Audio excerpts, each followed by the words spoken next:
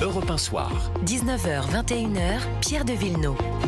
20h46, on continue le débat jusqu'à 21h avec Jean-Claude Dacier et Hélène Rouet, journaliste au JDD. Alors nous avons beaucoup de confrères qui nous apprennent notre métier. J'ai entendu Madame Ockrent qui disait des choses intéressantes sur la façon dont on abordait l'actualité. Bref, moi j'ai connu Christine Ockrent dans une rédaction il y a longtemps sur une chaîne de radio et où il y avait une motion de défiance contre elle parce que alors elle était arrivée un peu comme ça en disant qu'est-ce qui se passe, qu'est-ce qu'on fait? On fait rien, il y a une conférence de rédaction, puis on va vous dire que vous avez une motion de défiance contre vous, Madame Ockrent, c'est tout, voilà, c'était comme ça.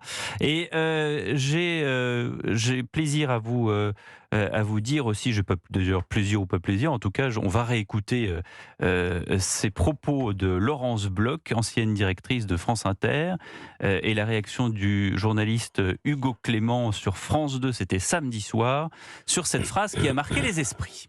C'est une ancienne que j'entends dire, France Inter trop à gauche, France Inter a jamais eu autant d'auditeurs, et si la gauche avait presque autant d'électeurs que d'auditeurs, ça saurait. On serait content. Vous venez de dire, Laurence, si la gauche avait autant d'électeurs que France Inter a d'auditeurs, on serait content. Est-ce que c'est pas un coming out de gauche, ça ? Voilà. Est-ce que c'est pas un coming out de gauche? Ça y ressemble en tout cas très fortement. Non, ça y ressemble très fortement, mais bon, de la part de cette lapsus révélateur fameuse directrice ne me surprend pas. Chacun sait les options qui sont défendues. Vous savez, j'ai travaillé il y a longtemps, même très longtemps. J'ai travaillé quelques années à France Inter. Et c'était comment?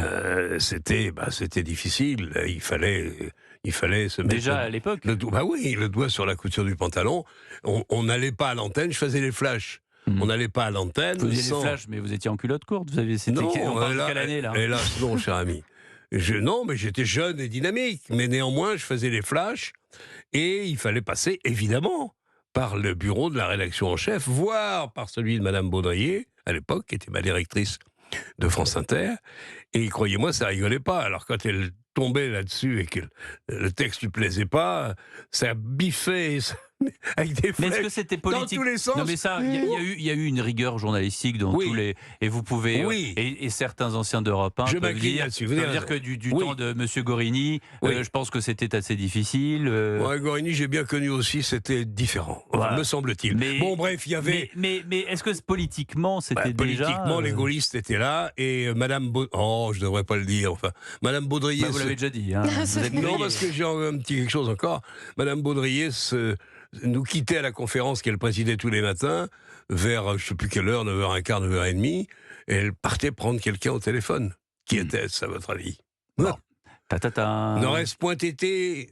le directeur le ministre, directeur de l'information du mouvement gaulliste, j'en sais rien. Enfin, je crois que si. Bon, bref, c'était comme ça. Les gaullistes, tous les centristes à l'époque avaient été mis dans les étages et les gaullistes avaient pris le pouvoir. Et puis le général de Gaulle ne l'avait pas caché en disant, écoutez, la radio, la télé, ça, c'est à moi, que les autres se débrouillent. Donc voilà, bon, après tout, c'était une autre époque. Mais je veux dire, ça n'a pas beaucoup changé depuis. Il est clair que... Alors, il va y avoir... Ce qui n'a pas changé, c'est que c'est toujours l'argent public. Hein. C'est quand même Radio France, 4 milliards par an, cher ami. Voilà, c'est quand même... Voilà. Donc, est-ce qu'il n'y a pas un devoir de neutralité dans tout ça? Hélène Rouet. Cette phrase, effectivement, de Madame Bloch, elle est pas du tout surprenante. On ne fait pas mine de découvrir, effectivement, les accointances qui peuvent exister entre la gauche et le service public. On l'a bien vu, c'est bien le départ du scandale, effectivement, Thomas Legrand, Patrick Cohen, c'est quand même ces accointances-là, et des journalistes qui essayent de faire perdre des candidats de droite à la mairie de Paris.